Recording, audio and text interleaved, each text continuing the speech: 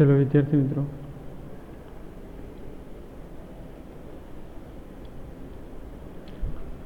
प्रक्षेप गति में घटकों की चर्चा करवानी है।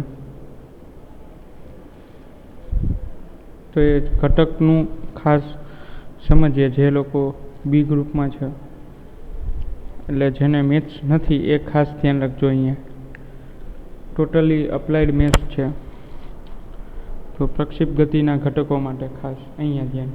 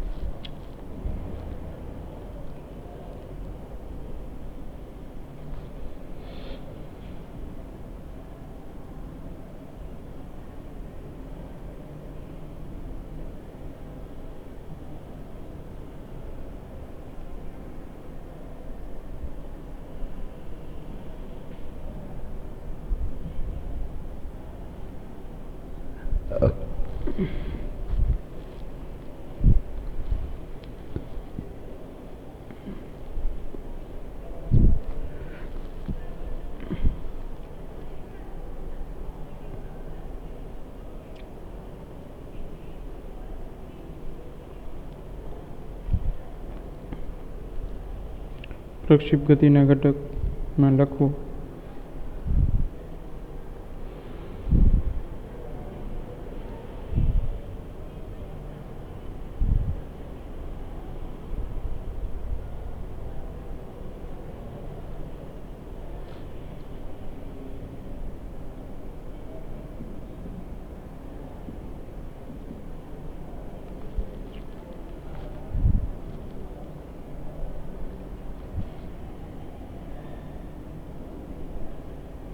आकृति दोरी ने समझता जाइए। आ एक्स एक्सिस आई कैप आ वाय एक्सिस એને આપણે જે કેપના સ્વરૂપમાં દર્શાવવાનું છે અને આ કોઈ ઉગમ બિંદુ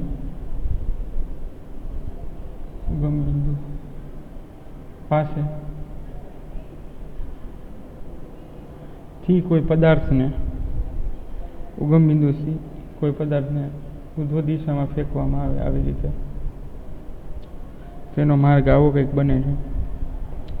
પણ આપણે ઘટકની જ ચર્ચા કરવાની છે, એટલે આ દિશા આ પોઈન્ટે, આ કોઈ પોઈન્ટે વેગની દિશા આ તરફ થશે, ઉપર તરફ। જો જી ન હોય, ગુરુત્વ પ્રવેગની ગેરહાજરી હોય, જી = 0 હોય, તો વેગની દિશા આ દિશામાં થશે, સ્પર્શકની દિશામાં। આ પોઈન્ટ માટે સ્પર્શકની દિશા આ થશે, આ પોઈન્ટ માટે સ્પર્શકની દિશા આ થશે। તો આ વેગની દિશા સતત બદલાયા રાખે છે। જો વેગનો જે ઘટક છે એ આવી રીતે છે, ઉપર તરફ ફેંકવામાં આવે છે આવી રીતે, તો એ સતત ધીરે ધીરે એનો ઘટક છે એ નમતો જાય છે અને છેલ્લે હોરિઝોન્ટલ થઈ જાય છે, આવી રીતે। આમ જ્યારે કોઈ ફેંકવામાં આવે તો એ આ રીતે મળે છે।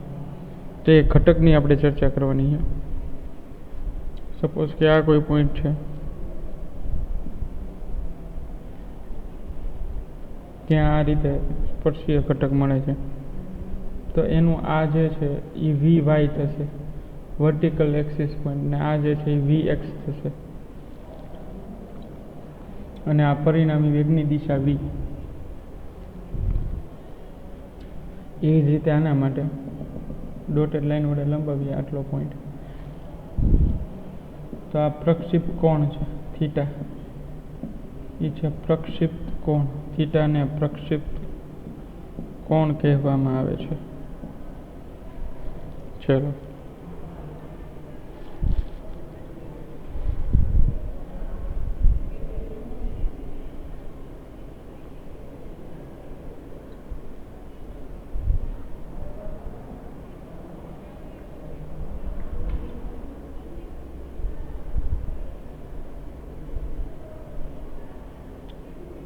આરામથી આકૃતિ સમજો.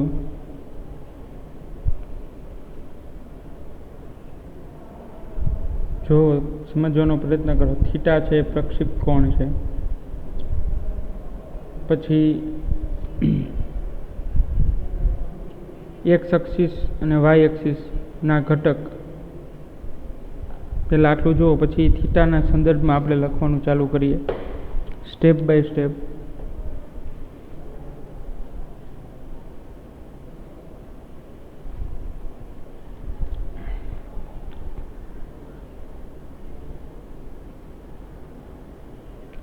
તો આકૃતિની થોડી અત્યારે જે આકૃતિ દોરેલું છે એનું થોડું ડિસ્કશન કરી લઈએ કે ઉગમ બિંદુથી કોઈ પદાર્થને, એટલે કે પ્રક્ષેપ પદાર્થ કે જે એ આ રીતની ગતિ કરે છે, એને હવામાં ફેંકો તો પ્રક્ષેપ ગતિ કરે છે. અને પ્રક્ષેપ ગતિ કરેલા કણ માટે, એટલે કે પ્રક્ષેપ કણ માટે એ અવકાશ તરફ જાય છે, ઉધ્વ દિશામાં જાય છે, વેગની દિશામાં. પણ જીનું મૂલ્ય જે છે એ 9.8 અથવા તો 10 હોવાના કારણે એ નીચે તરફ આવે છે. એટલે મેં ઉપર આકૃતિ જે દર્શાવી છે એ તમે જુઓ તો ખ્યાલ આવે. આ જો એમાં મેં વેગના ઘટક દર્શાવેલા છે. વેગનો ઘટક ઉપર છે, પછી ધીરે ધીરે ધીરે ધીરે જે છે એની દિશા સતત બદલાય છે અને બદલાઈને જમીન તરફ આવે છે, એટલે કે ગ્રાઉન્ડ તરફ આવે છે.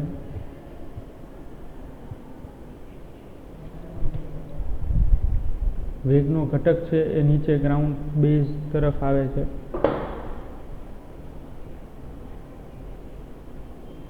હવે આકૃતિમાં બીજું જુઓ કે મેં ઘટક જે છે એ વેગનો ઘટક કઈ દિશામાં હોય છે. વેગનો ઘટક જે છે કઈ દિશામાં હોય છે, તો સ્પર્શકની દિશામાં વેગનો ઘટક હોય છે. સ્પર્શકની દિશામાં વેગનો ઘટક હોય છે. તો અહીંયા લખવું આપણે વેગનો ઘટક કઈ દિશામાં હોય છે, તો કોઈ બિંદુને અથવા તો વક્રના કોઈ બિંદુ પાસે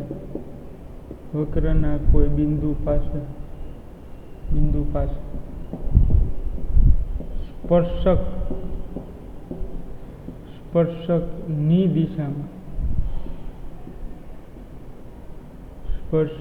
દિશામાં હોય છે.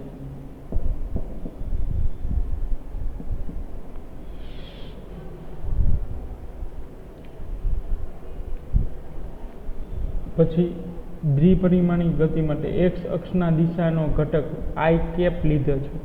એક્સ અક્ષની દિશાનો ઘટક આઈ કેપ તરીકે લીધો છે, જ્યારે વાય અક્ષની દિશાનો ઘટક જે કેપ તરીકે લીધેલો છે, એટલે એકમ સદિશ તરીકે લીધા છે. એકમ સદિશ. અને થીટા જે છે એને આપણે પ્રક્ષેપ કોણ લીધો છે. પ્રક્ષેપ કોણ એ કોની સાથે બને છે, તો કે સમક્ષિતિજ અક્ષ સાથે. સમક્ષિતિજ અક્ષ સાથે પ્રક્ષેપ પદાર્થે બનાવેલો કોણ એ થીટા છે.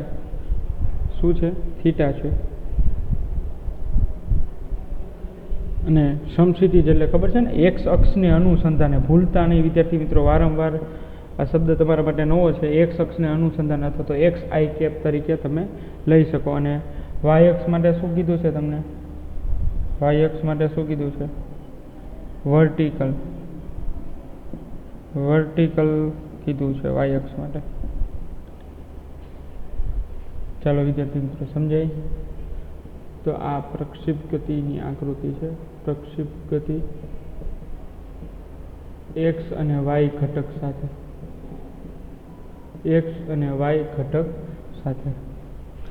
હવે વિદ્યાર્થી મિત્રો આના વી વાય અને વી એક્સ ઘટક મેં દર્શાવ્યા છે. વી એક્સ અને વી વાય તો આ સદિશ સ્વરૂપે છે. હવે વી એક્સ અને વી વાય જે છે એ વેગના ઘટકો છે.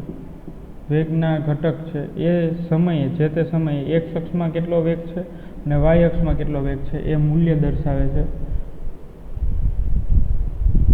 અને બીજું વિદ્યાર્થી મિત્રો એ ખાસ ધ્યાન રાખવાનું છે એક્સ અક્ષ અને વાય અક્ષના વેગના ઘટકો માટે બીજું એક ધ્યાન રાખવાનું છે એ કે હજી આની એક્સ અક્ષ સાથે બનાવેલ ખૂણો એટલે કોસ થીટાને ઇન્ક્લુડ કરવાનો છે અને વાય અક્ષ સાથે સાઇન થીટા એટલે વી વાય હોય તો સાઇન થીટા આવશે, વી એક્સ હોય તો કોસ થીટા આવશે.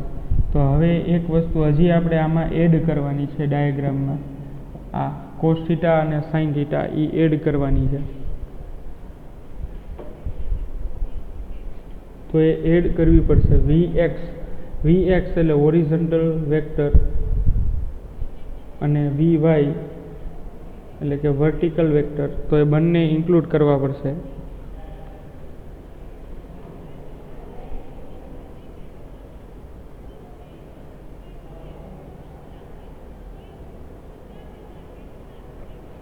તો એ જોઈએ વી એક્સ અને વી વાયના સંદર્ભમાં.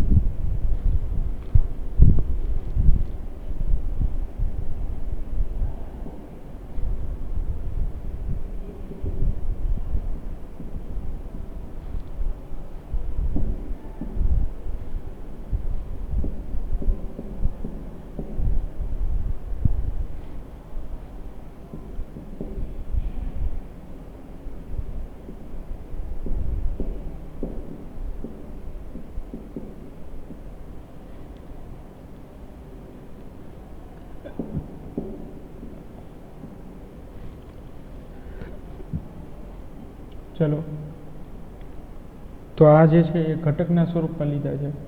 આ દિશા પરનો વેગનો ઘટક જે છે એ શું લખવાનો છે? v0 cos theta. v0 પણ લઈ શકો, u નોટ cos થીટા પણ લઈ શકો. આ બંને જે છે એ રાઈટ જ છે, બંને સાચા છે. પ્રારંભિક વેગ છે ટૂંકમાં v0 અથવા તો u0, અહીં લખી દઉં છું v0 અથવા તો u0 પ્રારંભિક વેગ છે, પ્રારંભિક વેગ દર્શાવે છે. અને કોસ થીટા શું દર્શાવે છે? તો કે એક્સ અક્ષ સાથે બનાવેલ કોણ, એક્સ અક્ષ સાથે બનાવેલ કોણ. જ્યારે સાઇન થીટા શું દર્શાવે છે? સાઇન થીટા, તો સાઇન થીટામાં લખો વાય અક્ષ સાથે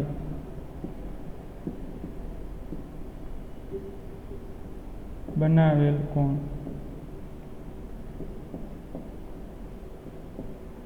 એક્સ અક્ષ સાથે બનાવેલ કોણ અને વાય અક્ષ સાથે બનાવેલ કોણ. હવે પ્રવેગના ઘટકનું પણ નિરૂપણ કરવાનું છે. પ્રવેગના ઘટકો, તો એની પણ ખાસ અહીંયા ચર્ચા કરવાની છે. અહીંથી આ પ્રક્ષેપ ગતિ આવી રીતે હું દર્શાવી દઉં. ચલો, હવે પ્રવેગના ઘટકોની વાત કરીએ તો પદાર્થને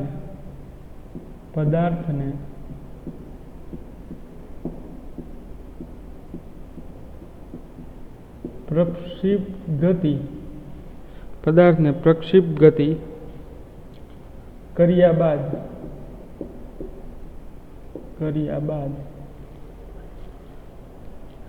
તેના પર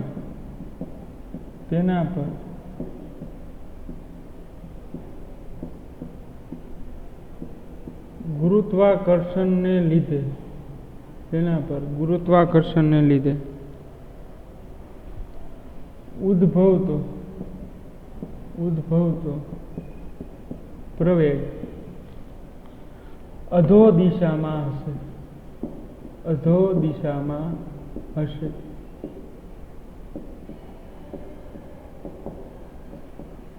એટલે સમજાય વિદ્યાર્થી મિત્રો? પ્રવેગના ઘટક જે છે એ આપણે એ જ લેવાનો છે, પણ એ બરાબર શું લખવાનું છે? જી. તો આ રીતે હું લખી શકું a = g. હવે એની ઘટક જે છે આ કઈ દિશામાં જોવા મળે છે પ્રવેગ હંમેશા? તો કે વાય અક્ષને અનુલક્ષીને હોય છે, વાય અક્ષમાં હોય છે. એટલે વાય અક્ષને આપણે કઈ દિશા કીધી છે? અધો દિશા. તો આને આમ લખી શકાય, સદિશ એ બરાબર જી જે કેપ, વાય અક્ષ ન લખવું હોય તો શું લખવાનું, જી જે કેપ.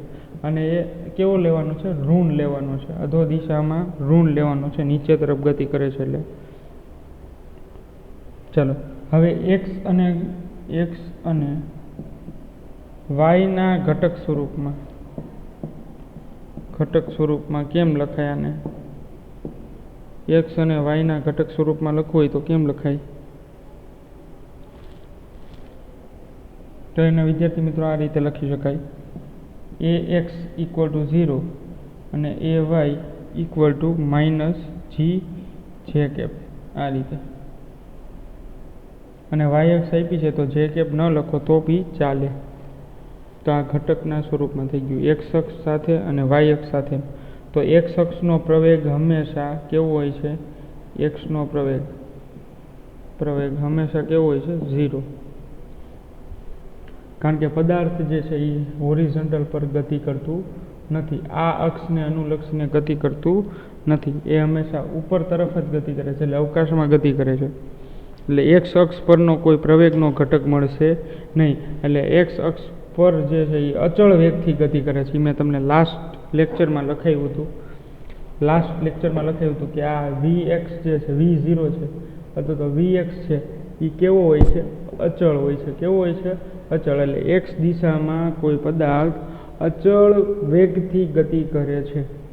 વિદ્યાર્થી મિત્રો ખાસ સમજો, અચળ વેગથી ગતિ કરે છે. તો આવું MCQમાં પૂછાય કે શા માટે પ્રવેગ એક્સ અક્ષ પરનો ઘટકનો પ્રવેગ જે છે એ શૂન્ય હોય છે, આવું MCQ પૂછે તો તમારે શું લખવાનું છે કે વેગ કેવો હોય છે, અચળ હોય છે. એટલે અને વેગ અચળ હોય છે તો વેગના અચળનું વિકલન તમે કરો તો અચળનું વિકલન કેવું મળે છે, શૂન્ય મળે છે. એટલે કોઈ પણ અચળનું વિકલન થતું નથી. વિદ્યાર્થી મિત્રો ખાસ સમજો, અચળ રાશિનું વિકલન થતું નથી, અચળનું વિકલન 0 થાય છે. અને અચળનું વિકલન 0 થવાથી પ્રવેગનું મૂલ્ય જે છે એ કેવું મળે છે, 0. એટલે જ્યારે વેગ અચળ હોય તો ત્યારે પ્રવેગનું વિકલન જે છે અથવા તો પ્રવેગ જે છે એ કેવો મળે છે, 0.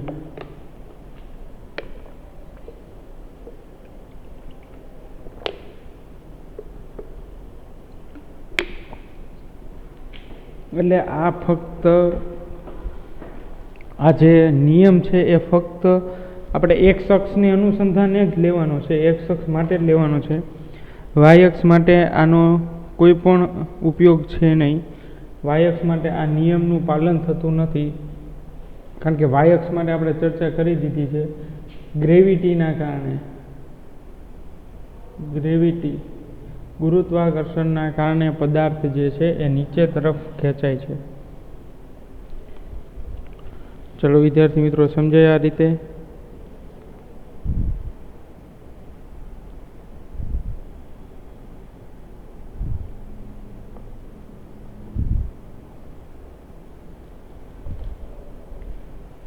ચલો આ બધું જે છે એ ખાસ યાદ રાખજો. આ બધા જે ટોપિક છે, મેઇન પોઈન્ટ છે, એની હું તમને ચર્ચા એટલા માટે કરું છું કે આપણે ટેક્સ્ટ બુકની જેમ ડાયરેક્ટ સોલ્યુશન જે છે, ફોર્મ્યુલા ડિરાઈવ નથી કરવાની. આપણે સ્ટેપ બાય સ્ટેપ જે છે એ કામ કરવાનું છે. ડાયરેક્ટ ફોર્મ્યુલા લખાવવાની નથી, મારે તમને ડિરાઈવ કરવાની છે નેક્સ્ટ લેક્ચર માટે. એટલે આ ઘટક સ્વરૂપ ખાસ સમજી લેજો. ચાલો હવે એ ઘટક સ્વરૂપમાં જ આપણે જોઈએ અચળ પ્રવેગી ગતિના સમીકરણો. હવે પ્રારંભિક વેગ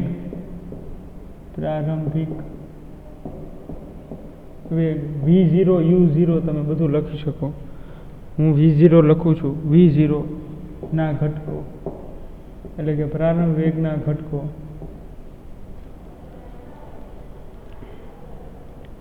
તો પ્રારંભ વેગના ઘટક એટલે શું આવશે, V0 માટે VOX ઉગમ બિંદુથી ગતિ કરે છે. એટલે OX એટલે ઉગમ બિંદુથી X અક્ષ પરનું કોઈ પણ બિંદુ માટે. તો એનો વેગ જે છે એ શું છે, V0 cos θ. અને આ જે છે એ સાઈડમાં હું લખી દઉં, કેવો છે, અચળ. હમણાં જ આપણે ચર્ચા કરેલી. અને V0y તો એનો વેગ જે છે શું લખશું v0 sin θ. શું લખશું v0 sin θ.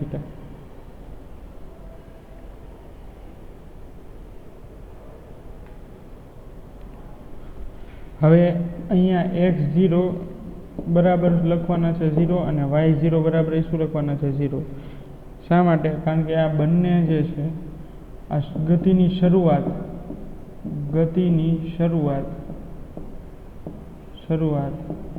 આપણે ક્યાંથી કરી છે વિદ્યાર્થી મિત્રો? ગતિની શરૂઆત આપણે x અક્ષથી ઉગમ બિંદુથી કરી છે. ઉગમ બિંદુ થી થાય છે. તેથી આ બધી વેલ્યુ બરાબર શું આવશે 0.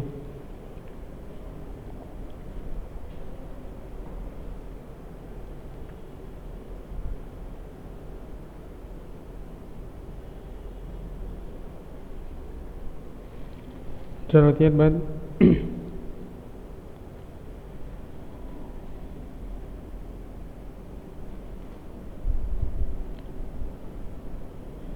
હવે અચળ પ્રવેગી ગતિના સમીકરણ પરથી x બરાબર v0x × t આવશે ને?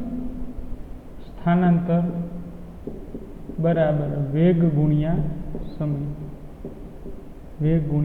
સમય. ચલો, અને x અક્ષના ઘટકમાં તમે ન લખો vox ન લખો તો આમાં આવશે v0 cos θ × t આવશે ને આદિત્ય?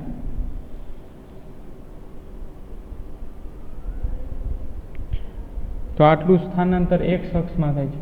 તો y અક્ષમાં કેટલું સ્થાનાંતર થાય? તો કે y બરાબર u0 t ut minus half gt square. આવું સ્થાનાંતર y અક્ષમાં થશે. y અક્ષમાં થતું સ્થાનાંતર આ છે, પણ એને આપણે થોડો ચેન્જ કરીએ તો u0 t એની જગ્યાએ આવું લખી શકાય v0 sin θ × t. ટૂંકમાં u0 એટલે પ્રારંભિક વેગ y અક્ષમાં કેટલો હોય?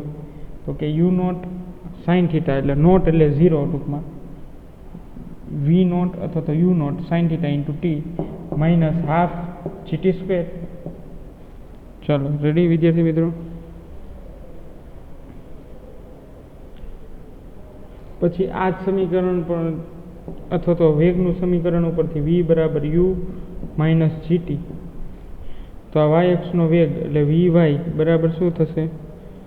v0 u બરાબર શું લખશું? v0 sin θ પ્રારંભિક વેગ માઇનસ gt આવું લખી શકાય ને?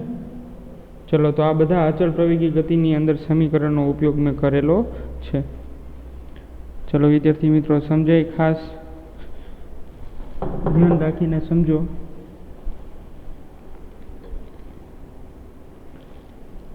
આ જે સમીકરણ લખ્યા છે, હવે તમારે હજી 1-2 સમીકરણનો ઉપયોગ કરવાનો છે હોમવર્કમાં.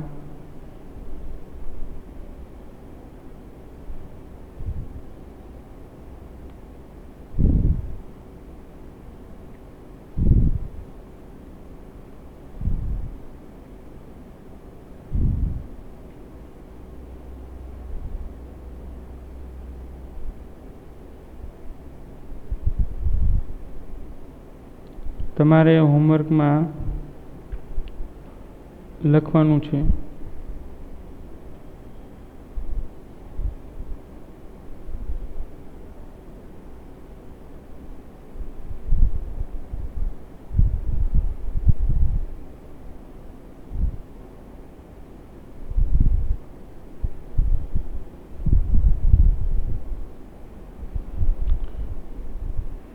ચલો, તો આ જ રીતે અચળ પ્રવેગી ગતિના સમીકરણો આગળ તમારે લખતા જવાના છે હોમવર્ક માટે.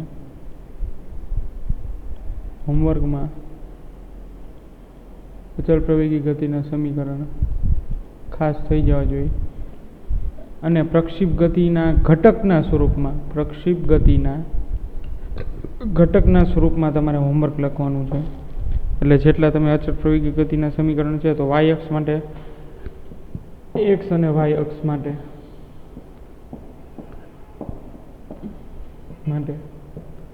અચળ પ્રવેગી ગતિના સમીકરણ, અચળ પ્રવેગી ગતિના સમીકરણ લખવાના છે x અને y અક્ષ માટે. તો એમાં sin થીટા અને cos થીટાનો પણ ઉપયોગ કરવાનો છે.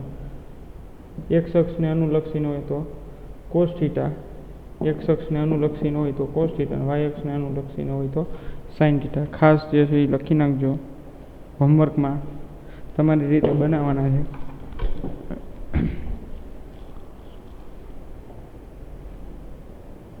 તો MCQ પૂછે તો તમને પ્રોબ્લેમ ન થાય એટલા માટે તમને હોમવર્ક આપ્યું છે.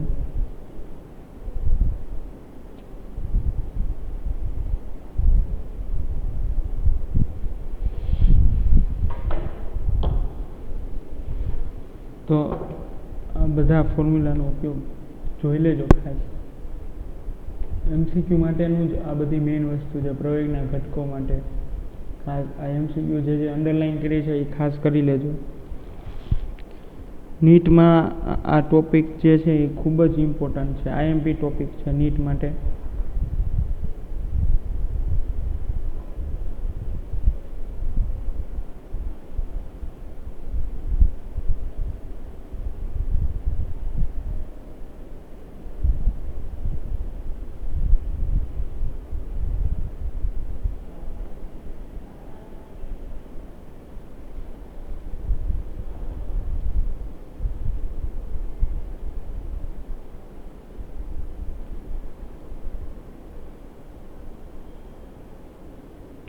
આ કમ્પ્લીટ થાય ત્યારબાદ આપણે જે છે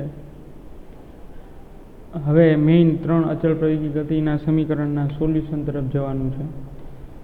મુખ્ય 3 અચળ પ્રવેગી ગતિના સમીકરણ પરથી પ્રક્ષિપ્ત ગતિના સમીકરણ મેળવવાનું છે. એટલે બસ હવે નો એક લેક્ચર અથવા તો 2 લેક્ચરમાં પ્રક્ષિપ્ત ગતિ આખી તમારી કમ્પ્લીટ થઈ જશે. 1 કે 2 લેક્ચરમાં પ્રક્ષિપ્ત ગતિ વિથ નીટ JEE. આ વિથ નીટ JEE જ ચાલે છે. ટેક્સ્ટબુકમાં ડાયરેક્ટ પ્રક્ષિપ્ત ગતિના સમીકરણનું સોલ્યુશન આપી દીધું છે, પણ આપણે વિથ નીટ JEE સાથે જવાનું છે.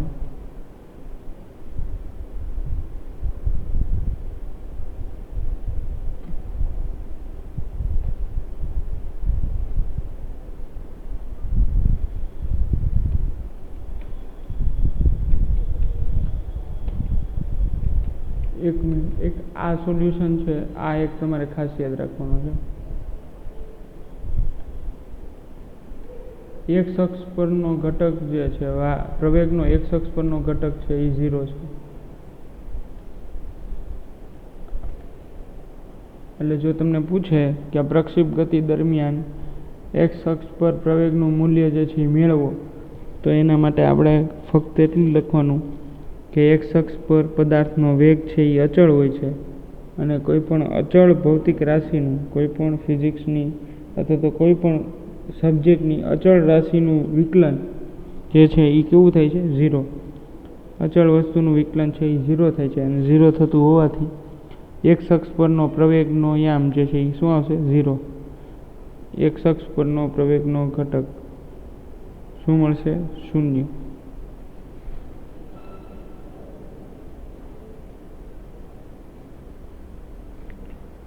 તો આ બધું ખાસ મેઇન જોઈ લેવું.